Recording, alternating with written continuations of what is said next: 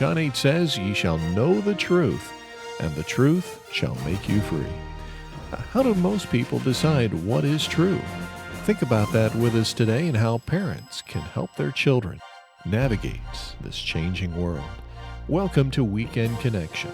My name is Mike Dowell. Now, let's get connected. Are there some things that are always true?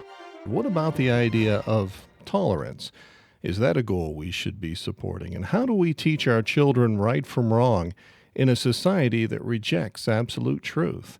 We'll consider these questions and more today with our guest, Josh Mc Dowell. Since 1963, Josh Mc Dowell has written or co-authored more than 150 books in more than 125 languages. His books include More Than a Carpenter, Evidence That Demands a Verdict, and Set Free to Choose Right, equipping today's kids to make right moral choices for life. Well, Josh Mc Dowell, welcome to Weekend Connection. Well, finally we get to connect. That's right. Well, let's start out. What does it do to somebody to not know right from wrong, or even that there is right or wrong? How do they live life with that kind of a mindset? Well, we do not consistently make right choices. But here's the problem. Parents are passing on to their children what is right and what is wrong. But they're not passing on to the children why is it right, why is it wrong. In other words, they're passing on legalism. Do this, it'd be righteous. Do this, and it'd be wrong. Where the Bible teaches that absolutely nothing is morally right or wrong because the Bible says thou shalt not. That's ridiculous. And yet everybody, you ask any pastor, parent, child, why is lying wrong? Almost every one of them will say, always, because the Bible says thou shalt not lie, shalt not bear false witness. What a crazy statement.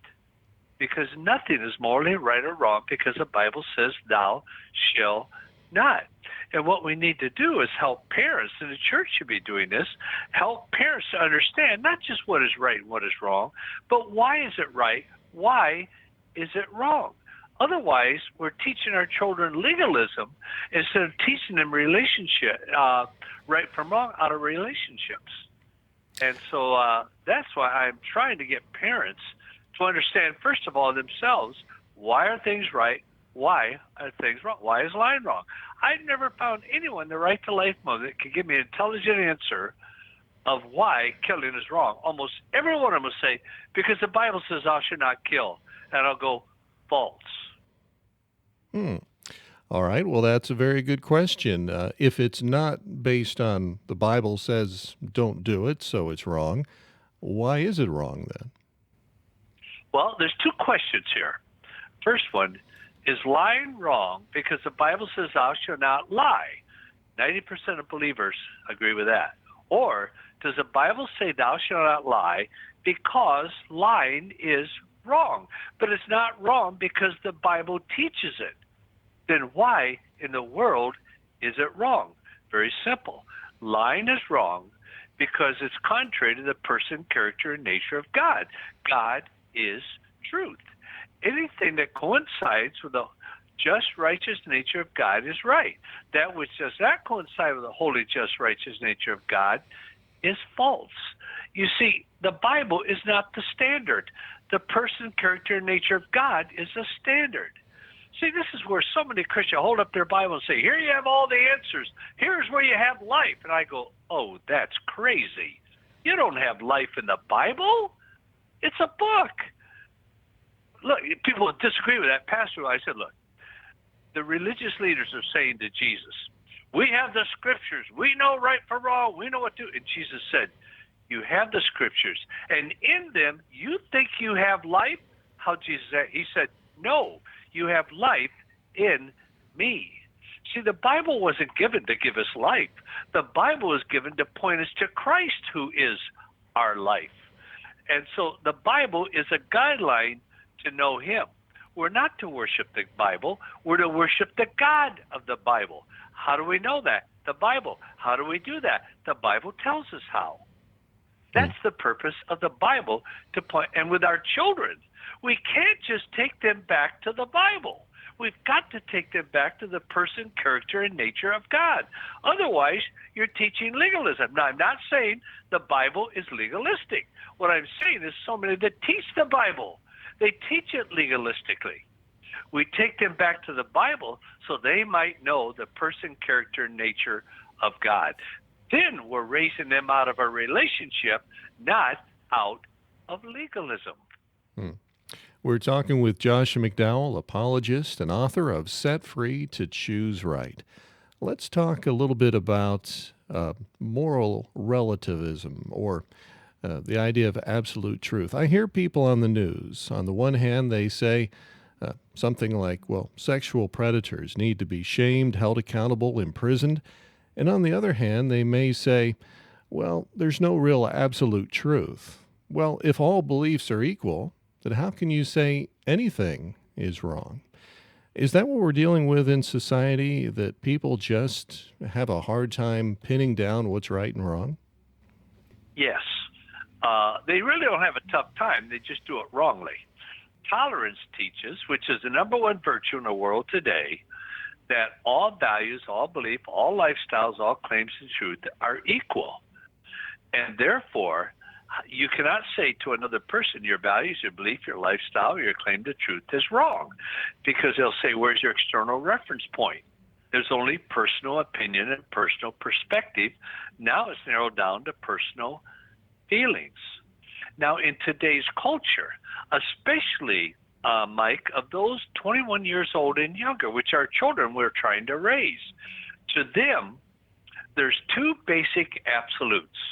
One, morality is based on consensuality. Was it consensual? If it was consensual, it's moral. If it wasn't consensual, it's immoral. Doesn't matter what it is. It's moral. And the other absolute is that to judge is immoral. But you're already judging when you say that. But the two absolutes today is consensual and non-judgmental.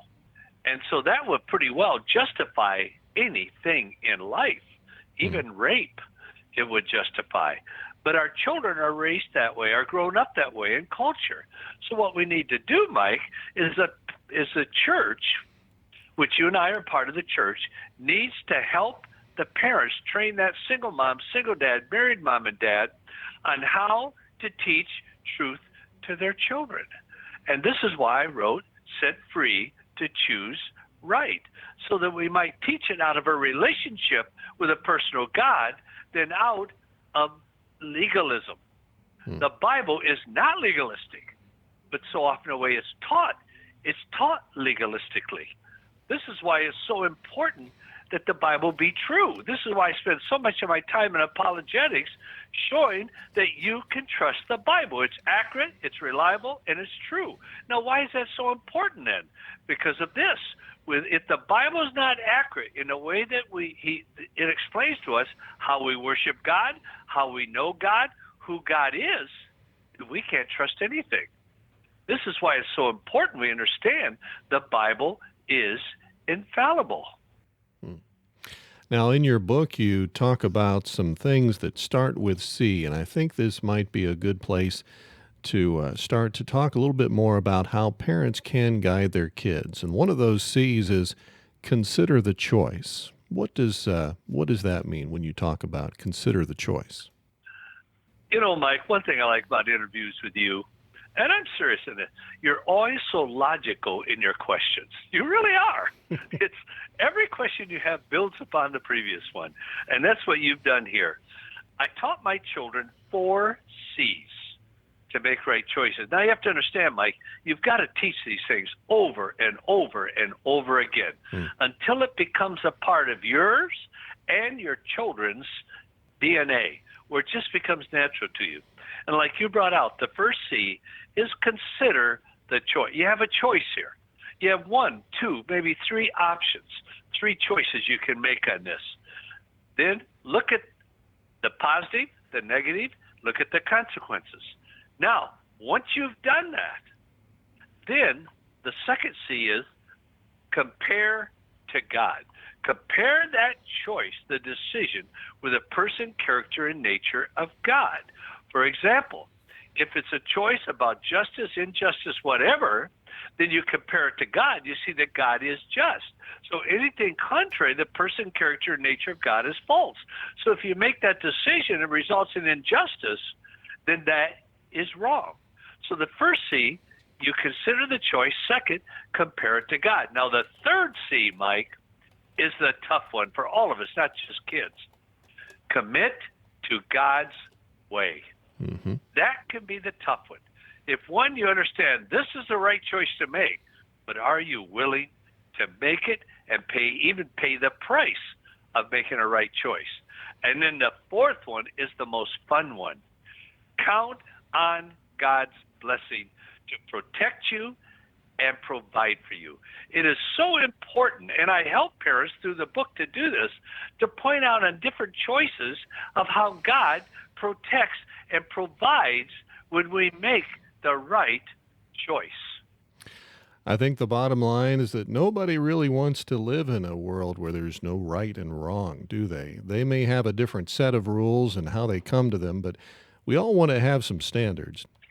What you consider right from wrong is not how you treat others, but how you want others to treat you. Mm-hmm. And we always have an absolute standard, not in the way that we treat others, but in the way we want others to treat us. Also, a graduate student came to me right after I spoke at the National Apologetics Conference, and he was in the university. He said, "Tell me, Dr. McDowell, why does truth even matter?" I said, "Young man, do you want the true answer or do you want the false answer?" And he just stared at me. He didn't get it. I turned around and walked away. Every time we ask a question, we want the true answer. When our doctor gives us a result of our blood test, do you want the false answer? No, you want the true answer. Every time you turn on your GPS, do you want the false answer? How do you get to where you're going? No, you want the true answer. Mm-hmm. We cannot live without truth. Well, that actually just about does it for our time here. Now, that has gone very quickly, and there's so much we haven't covered. But I think from what you've said, if I had to summarize it, you're saying that teaching your kids what's right and wrong really comes down to teaching them about the character of God. Would that be accurate? That's right. Yes, it's not, we have to teach our kids what is right, what is wrong, but we must teach them why is it right, why is it wrong. And this will always bring us back to the person, character, and nature of God.